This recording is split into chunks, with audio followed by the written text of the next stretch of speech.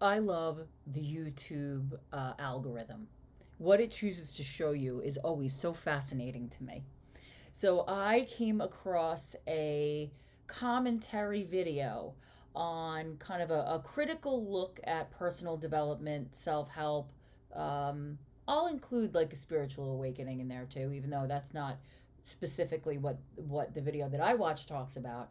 And I'll tag the channel below too. So what I wanted to talk about is that what the woman discusses and kind of parses out using specific personalities and individuals as examples is kind of like the atmosphere of toxic positivity, right? So it's love and light all the time. You should be grinding towards your goals. You should be feeling positive and happy. And her response is you need to be able to feel comfortable expressing your negativity. A lot of life, the circumstances where you find yourself, is not happy and glowing. And I just wanted to offer my view of that because I take personal development and growth incredibly seriously. It is why I started this channel, is to show the human part of how beautiful, joyful, and painful that growth can be. So, what I wanted to offer here as part of my testimony this morning is I do see a lot of personalities, I'll call them self help gurus, reside in the land of only love and light, right? So they promise you all these glowing, you will be happy, happy. They start with happy. First of all, not joy, happy, right? Happiness is a choice, like all those kinds of aphorisms that they use. Um, but what I would offer, and something that I've talked about in depth on this channel, is that if you do not look at the shadow, if you do not invite your shadow selves to the table, first of all, you'll never be in balance and you'll also never really grow because the ego is amazing at making stories fit your narrative. So if you're going to suppress all your dark stuff and bring in all the light stuff in an effort to grow as a person, you will either implode and burn down.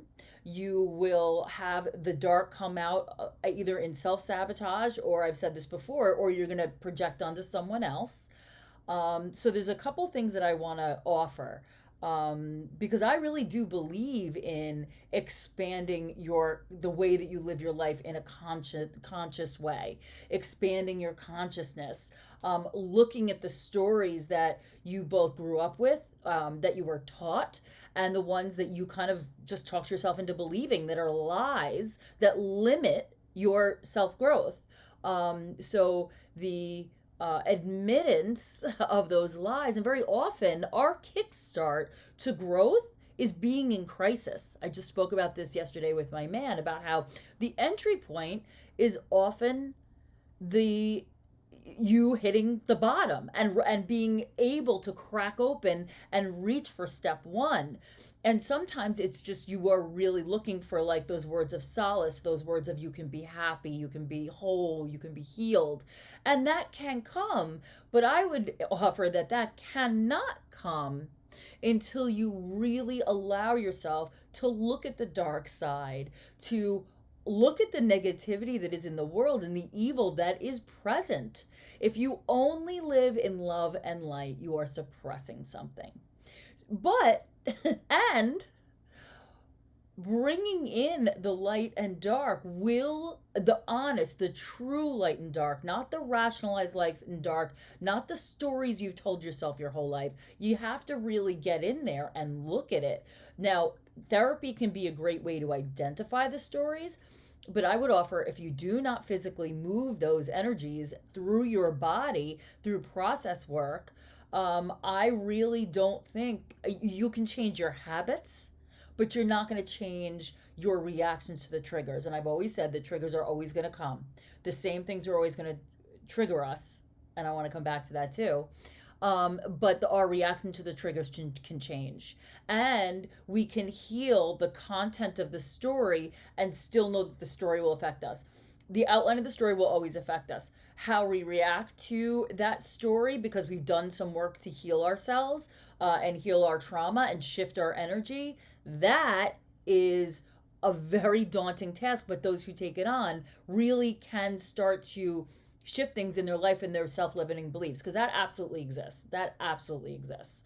What we tell ourselves, the version of us that we tell ourselves we are, we are. Now, the beauty of humanity is that we are so far from perfect, and that the real joy of learning this stuff is like 1 foot forward, 10 steps back, 2 steps forward, 3 steps back, 7 steps forward, 4 steps back. And the mountain never stops. The climb never ends, right? Because as you discover your major lies and you're like, oh my God, I really know myself now.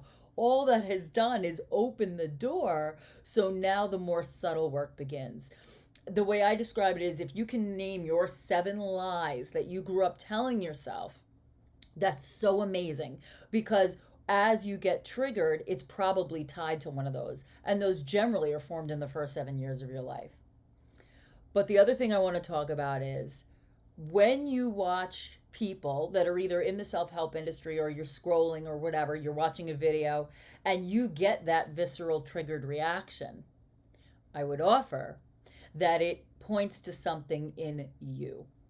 Either something that you feel like you're lacking, something that you tend to defend. Maybe it's a way you see yourself that you're like, listen, I can understand that if you've been told your whole life, suck it up, buttercup, put a smile on your face, you should be grateful for what you have. Like the fact that you maybe were brought up in an environment where you weren't allowed to express displeasure, or that things fucking suck right now, or that I'm struggling right now, and you were told everything's fine, you're fine, everything's fine.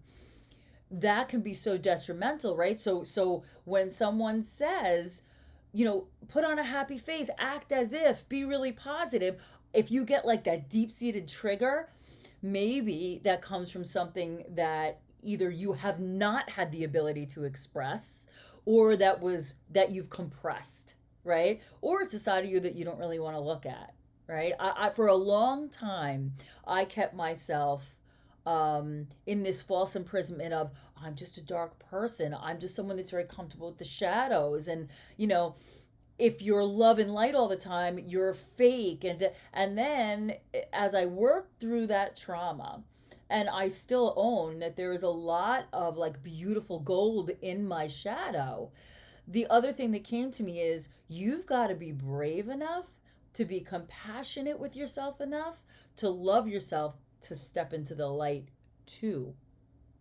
Just living in the dark is really being just as self-indulgent and ego-driven. It's the negative part of your ego, it's your perfectionistic part of your ego, than to allow yourself to be falsely full of, I know everything, I'm perfect, I'm happy.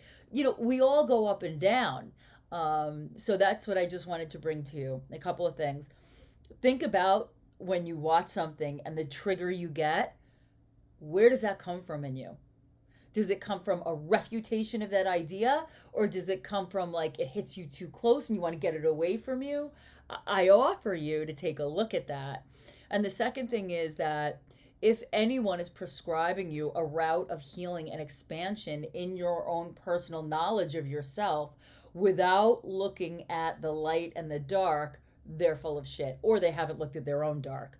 Because there is no growth without you as a holistic person. And it's a very uneven, messy, human endeavor. Is it worth it? Holy shit, yes.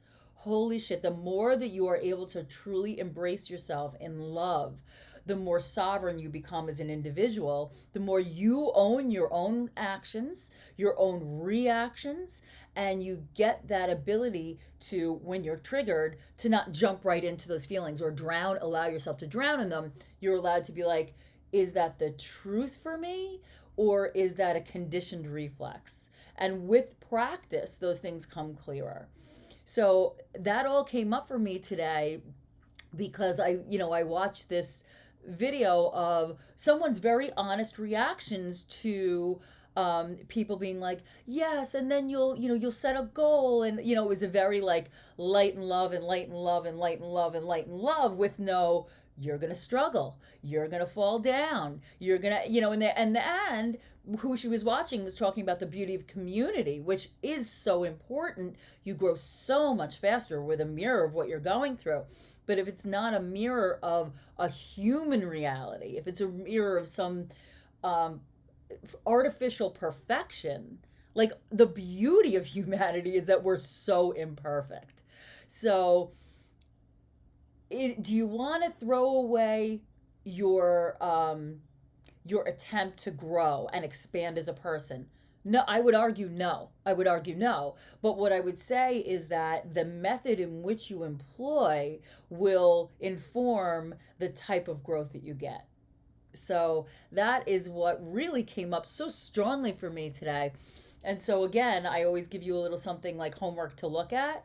The homework I offer you to look at today is, as you go through your day and something triggers you to have a reaction, what does that tie back to you? What is that, where, when you look inside and you take that moment to parse those feelings, what is it really bringing up in you? Beyond the trigger and the gut feeling and the gut, like the pinprick, which we all get, what's the drive behind it? Does it touch on your story of unworthiness? Does it touch on your story of they're better than? Like, where is it in you? And when you start to identify those things, I think that that's where real beautiful human growth happens. And I will see you tomorrow.